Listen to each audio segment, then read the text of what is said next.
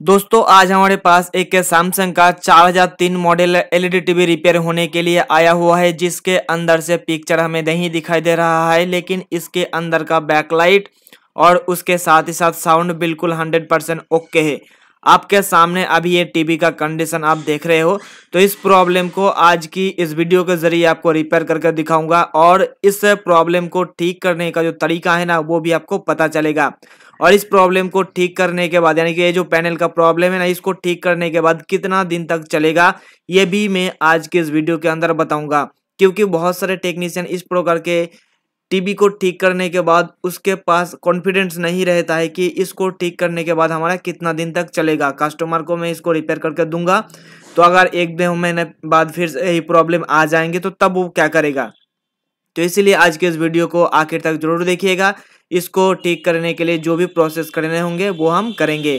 तो यहाँ पे देखिए पीछे साइड में आपको कुछ इस प्रकार से देखने को मिलेंगे और इसके अंदर पहले से कोई भी पावर सप्लाई लगा हुआ नहीं है। और यहाँ पे आपको इसका मॉडल नंबर 4003 साफ साफ दिख रहा होगा, स्टिकर के ऊपर लिखा हुआ है। अब देखिए इस टीवी के अंदर आपको सिर्फ 2 स्पीकर मिलेगा और पावर सप्लाई बाहर अलग से लगा हुआ है 19 वोल्ट का अडाप्टर। तो मैं सबसे पहले इसका स्पीकर्स को बाहर निकाल देता हूं, क्योंकि स्पीकर्स को बाहर निकालेंगे तो काम करने में आसानी हो जाएगा। और उसके बाद सबसे बड़ी बात है कि इसके अंदर जो प्रॉब्लम है वो पैनल के अंदर प्रॉब्लम है। इसलिए पैनल को रिपेयर करने के लिए इसके अंदर सारे वोल्टेज को हम मेजरमेंट करेंगे। इसलिए सबसे पहले हमने 19 वोल्ट का अडाप्टर को लगा दिया हूँ और उसके बाद इसके अंदर पावर देखे, इसका इनपुट वोल्टेज सबसे पहले चेक करेंगे जो पैनल के अंदर जाती है। तो पैनल के अंदर जाने के लिए 12 वोल्ट इसका इनपुट वोल्टेज होगा। यहाँ पे देखिए 12.75 वोल्टेज इसका प्रॉपर आ रहा है, लेकिन फिर भी इसके अंदर जो प्रॉब्लम है वो डिस्प्ले पर पिक्चर नहीं बन रहा है। तो इस कंडीशन में हमें क्या करना पड़ेगा, हमें 2-3 वोल्टेज और भी चेक करना होता है ताकि हमें पता चले कि इसके अंदर जो प्रॉब्लम है वो किस साइड में है। तो देखिए सबसे पहले हमने यहाँ पे जो फ्यूज लगा हुआ है, फ्यूज के दोनों पार या दोनों साइड में हमने 12 वोल्ट चेक करा, बिल्कुल ओके एकदम 100% आया है। अब हम क्या करेंगे कि इसके अंदर 1.8 वोल्ट और 3.3 वोल्ट चेक करेंगे। इसमें क्या होगा कि 1.8 वोल्ट अगर मिलेंगे यहाँ पे तो इसका मतलब ये हुआ कि हमारा जो main DC to DC IC है ये इंटरनल शॉर्टिंग के कारण प्रोटेक्शन मोड में चला गया है। तो यहाँ पे आपको साफ साफ देखने को मिलेंगे 1.8 वोल्ट और 3.3 वोल्ट। मैं इसको चालू करके बंद करता हूँ और एक चीज आपको देखने को मिलेगा, यहाँ पे एवीडीडी वोल्टेज जो 15 वोल्ट होता है ना, यहाँ पे देखिए हमने बंद करके चालू करा तो यहाँ पे वोल्टेज बनने के लिए शुरुआत से स्टार्टिंग हुआ और फिर से बंद हो गया। इसका मतलब ये है कि हमारा जो मेन आईसी है इसके अंदर जो डीसी टू डीसी आईसी लगा हुआ है ना, वो DC to DC IC protection mode में चला गया है। खास करके इस नंबर का पैनल के अंदर अगर ये प्रॉब्लम आएंगे तो हमारा जो इंटरनल शॉर्टिंग को रिमूव करने के लिए जो सीकेबी लाइन से दिया हुआ रहता है वो हम कट करके देखेंगे। और मैं ज़्यादातर जो कटिंग का प्रोसेस है वो लेफ्ट साइड से करता हूँ, क्योंकि सबसे ज़्यादा जो शॉर्ट होता है इंटरनली वो लेफ्ट साइड में ही होता है। इसलिए हम सबसे पहले लेफ्ट साइड का काटेंगे और उसके बाद अगर रट्टी भी ठीक हो गया तो बहुत ही अच्छी बात है, अगर नहीं हुआ तो हम राइट साइड में काटेंगे। यानी कि सीकेबी लाइन की कट करने की मैं बात कर रहा हूँ। तो मैं आपको माइक्रोस्कोप के जरिए मैं दिखाऊंगा कि कौन सा कितने नंबर का लाइन को मैं कट करूंगा और उसके बाद हमारा पैनल ठीक होगा कि नहीं वो हम देखेंगे। इसके लिए देखिए लेफ्ट साइड और राइट साइड, यहाँ पे अभी जो हमने हाथ रखा हुआ है ना उंगली पर, यहाँ पे हमारा कटिंग करेंगे।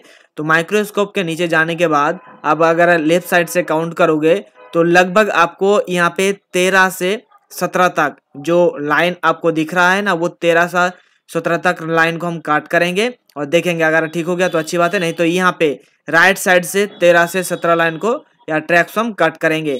और कटिंग करने के समय आपको विशेष ध्यान में रखना होगा कि कटिंग करने के बाद जो 4 या 5 जो लाइन्स होता है, जो ट्रैक्स होता है, वो कटिंग करने के समय किसी दूसरे जो ट्रैक्स है उसके साथ ना अटैच हो जाए या कटिंग हो जाए। अगर कटिंग हो जाएंगे आसपास का तो क्या होगा कि हमारे डिस्प्ले पर लंबी लंबी लाइनें दिखने लग जाएगा। इसलिए जब भी आप कटिंग करोगे, खास करके ये वाली पैनल, तो आप बहुत ही ध्यान से कटिंग करिएगा। तो हमने यहाँ पे देखिए कटिंग कर दिया हूँ बहुत ही अच्छे से। और फिर भी अगर नहीं हुआ तो और एक बार मैं चला लेता हूँ इसके ऊपर ऊपर, ताकि हमें यकीन हो जाए या कंफर्म हो जाए कटिंग हो चुका है। तो यहाँ पे हमने सक्सेसफुली कटिंग कर चुका हूँ। अब मैं इसके अंदर लाइन देकर एक बार चेक कर लेता हूँ कि हमारा जो इंटरनली जो शॉर्टिंग हुआ था सीकेबी लाइन का या गेट सिग्नल का, वो शॉर्टिंग हटा है कि नहीं। अगर हट जाएंगे तो बहुत ही अच्छी बात है। और मैं आपको बताना चाहूंगा कि दोस्तों खास करके ये जो पैनल है ना, इस पैनल के अंदर कटिंग करने के बाद 1 साल आराम से चल जाती है। इसलिए कस्टमर को आप आराम से दे सकते हो इस तरीके से कटिंग करके। देखिए हमारा पैनल के अंदर ग्राफिक्स आ चुका है, यानी कि नो सिग्नल का जो मैसेज हमें दिखाई देता है डिस्प्ले के ऊपर वो बिल्कुल हमें दिखाई दे रहा है। और यहाँ पर भी देखिए LG का जो मैसेज आता है टीवी को चालू करने के बाद, या सैमसंग का जो मैसेज आता है वो हमें देखने को मिल रहा है। मतलब हमारा कटिंग का प्रोसेस सक्सेसफुली हो चुका है। मैं और एक बार दिखा देता हूँ। देखिए वही टीवी है, वही पैनल है और ये सैमसंग का 4003 मॉडल है। मैं आपको यहाँ पे एक चीज़ बताना चाहूँगा कि इस प्रकार के काम करने के बाद आप कस्टमर से अच्छा खासा पैसा भी ले सकते हो, क्योंकि खास करके ये वाली पैनल है ना, गेट सिग्नल को कटिंग करने के बाद लगभग 1 साल तक चल जाते हैं, कोई प्रॉब्लम नहीं आते हैं। तो मुझे उम्मीद है कि दोस्तों आपको ये वाली वीडियो पसंद आए। अगर पसंद आए तो वीडियो को लाइक कर दीजिएगा और इसी प्रकार के वीडियोस अगर आप आगे आने वाले दिनों में देखना चाहते हो तो चैनल को सब्सक्राइब करके जुड़े रहिएगा। और अगर आपके मन में किसी भी चीज़ को लेकर कोई भी सवाल या सुझाव है वो भी आप नीचे कमेंट करके बताइएगा। आपके कमेंट का रिप्लाई बहुत ही जल्द किया जाएगा और इसका PDF फाइल नीचे डिस्क्रिप्शन में मिल जाएगा।